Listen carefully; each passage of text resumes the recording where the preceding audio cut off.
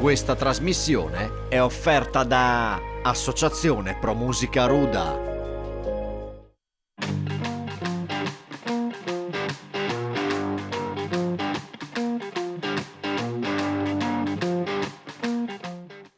Benvenuti al Punto, benvenuti a Telefriuli e benvenuto al sindaco di Ruda, Franco Lenarduzzi. Benvenuto sindaco. Buongiorno a voi e a tutti i telespettatori di Telefriuli. Bene, allora questa è la puntata 445, è una puntata pasquale, quindi dopo insomma, magari sentiremo anche gli auguri del sindaco di Ruda. Dunque, partiamo subito con un problema che è attuale, quello del piano nazionale di ripresa e resilienza. Allora, i comuni sono in difficoltà perché in qualche modo ci sono dei tempi da rispettare, ci sono dei progetti che bisogna in qualche modo portare avanti, ci sono anche dei soldi, però c'è un però, no? È un'occasione unica e straordinaria. Credo che non capiterà più che tante risorse siano disponibili per la ripresa appunto, del post-Covid e di tutta la crisi. Certamente a quella crisi adesso associamo un'altra che è sotto gli occhi purtroppo dell'attualità, che è la guerra in Ucraina.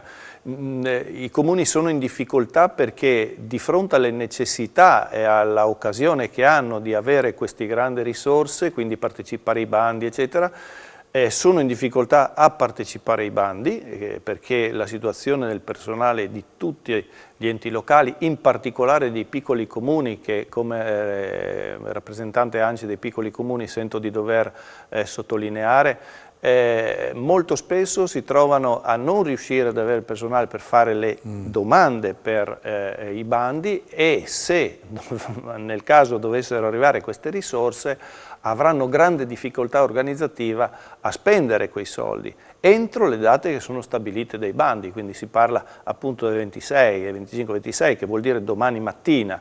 Ecco, certo, nell'ambito di queste risorse lo Stato ha disposto che una parte delle risorse diciamo del personale possano essere attinte lì, ma non sono le parti di gestione amministrativa che un ente comunque deve avere e deve essere, come dire, conformato a poter accedere all'ordinarietà. Questo è un grande problema. È un grande problema che abbiamo di fronte, sentiamo tutti con grande ansia e siamo un po' soli da questo punto di vista. Ecco, l'ANCI nazionale in qualche modo sta facendo qualche pressione al governo, perché proroghe non ci possono essere, no? Proroghe non ci saranno, l'ANCI nazionale sta facendo un grandissimo lavoro, approfitto per anche come dire, ringraziare il Presidente De Caro da questo punto di vista. Ci siamo sentiti anche recentemente in occasione del Consiglio nazionale dell'ANCI proprio 2 settimane fa, sono stati trattati molti temi tra i quali diciamo, l'opportunità che devono avere i comuni di essere direttamente interessati senza filtri dal punto di vista diciamo, delle risorse e soprattutto mettere l'attenzione, abbiamo cercato di porre l'attenzione su certi bandi che tendono ad escludere proprio i comuni più piccoli. Guardate per esempio il bando sport che tende a privilegiare i comuni che hanno 20.000 abitanti piuttosto che capoluoghi di ex province o comunque province e dimentica un po' quelle che è la realtà invece dei piccoli comuni. E credo che sia un'attenzione invece che deve essere data. È vero poi che c'è un'altra cosa da dire, noi non dobbiamo preoccuparci solo di costruire come dire, gli edifici o applicare i bandi per prendere i soldi e fare le risorse, dobbiamo anche capire che quei soldi vanno gestiti.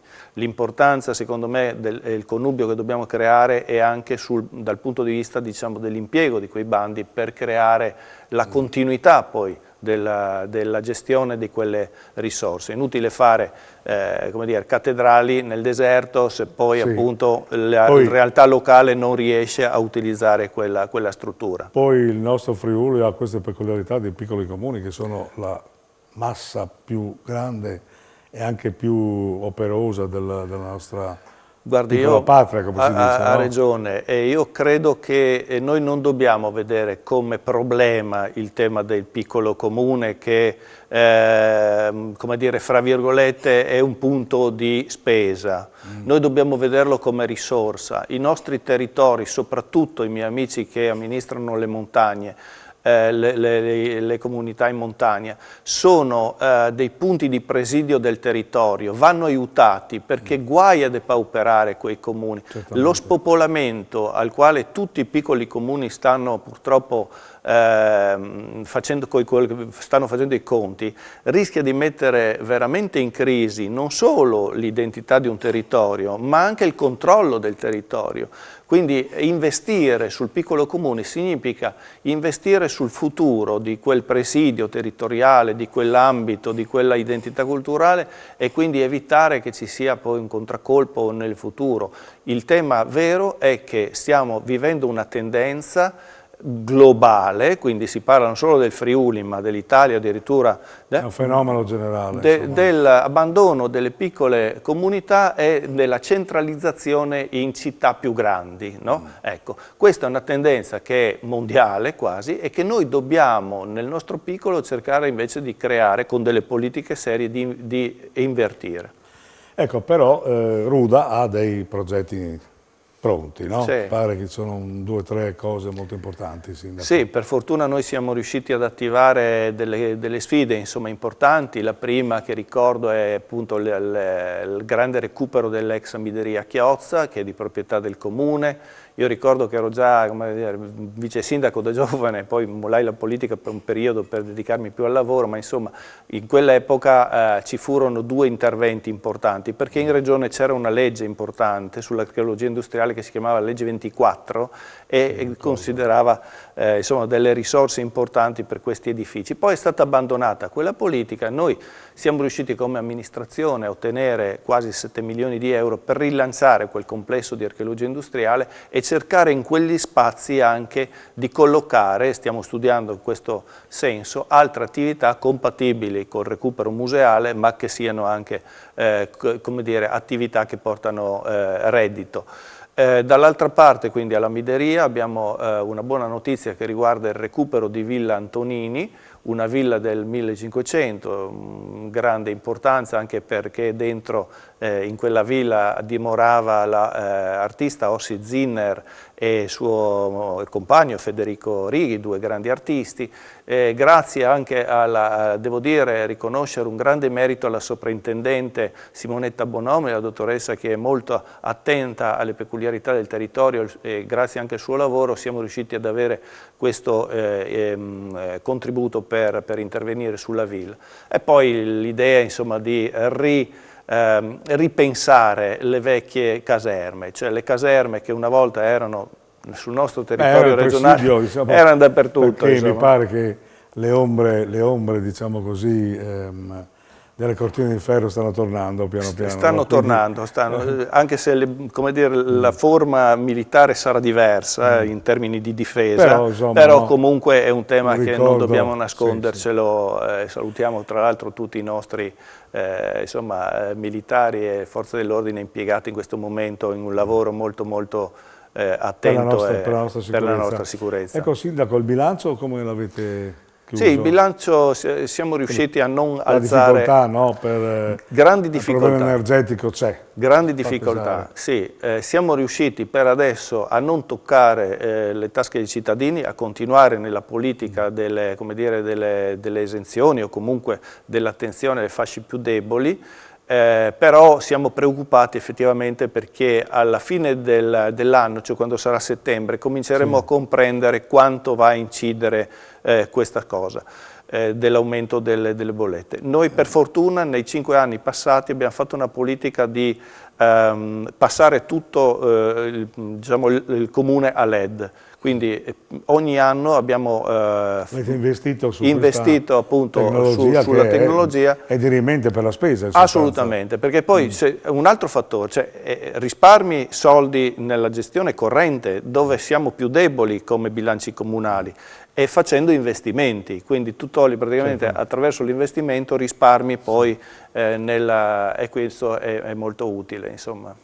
Ecco, le associazioni hanno ripreso, magari gli eventi, adesso comincia un po' la bella stagione, per cui la zona è anche vocata per questi eventi, so che Sì, non solo sì. voi ma tutti i comuni con Termini mi pare. Sì, sì, sì, per fortuna insomma, speriamo che siamo di essere veramente fuori da questo problema della pandemia, si stanno risvegliando un po' le attività, noi abbiamo anche rinnovato, come dire, anagraficamente la nostra presenza in amministrazione e questo dà anche nuova linfa, Più entusiasmo, più no? entusiasmo. Vedo che i gruppi delle associazioni si stanno rianimando con progetti, con voglia di fare e diciamo c'è un po' di ottimismo da questo punto di vista che non guasta veramente, visto che quando apriamo purtroppo la televisione siamo inondati di notizie di tragedie. Insomma, si è creato anche un tavolo di volontariato per affrontare l'accoglienza dei A tal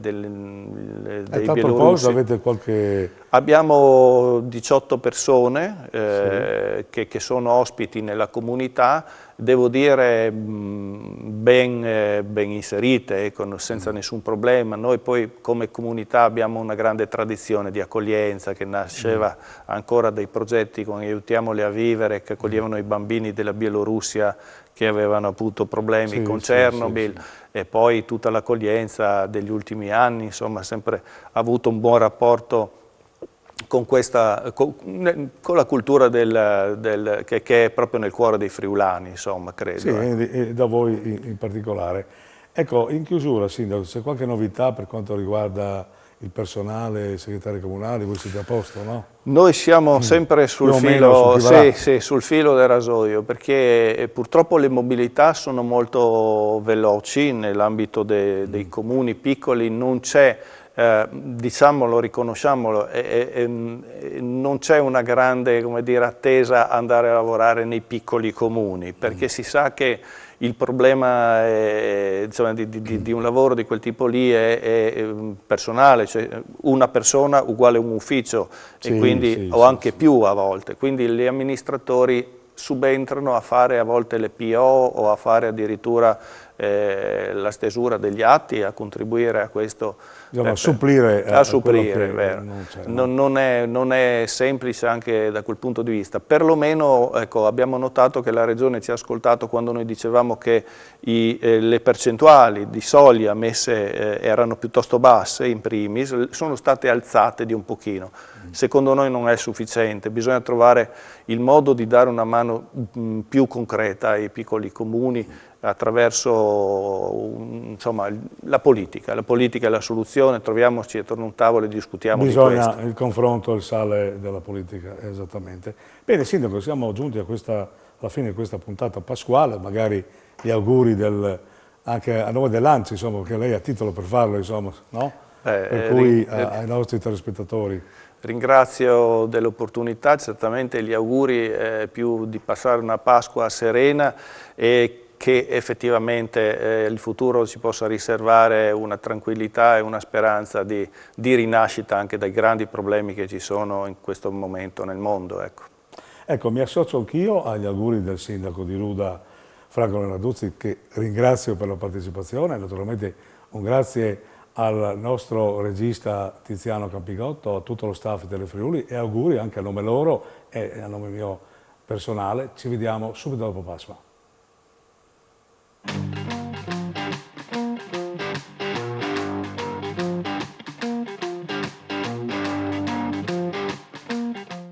Questa trasmissione è stata offerta da Associazione Pro Musica Ruda.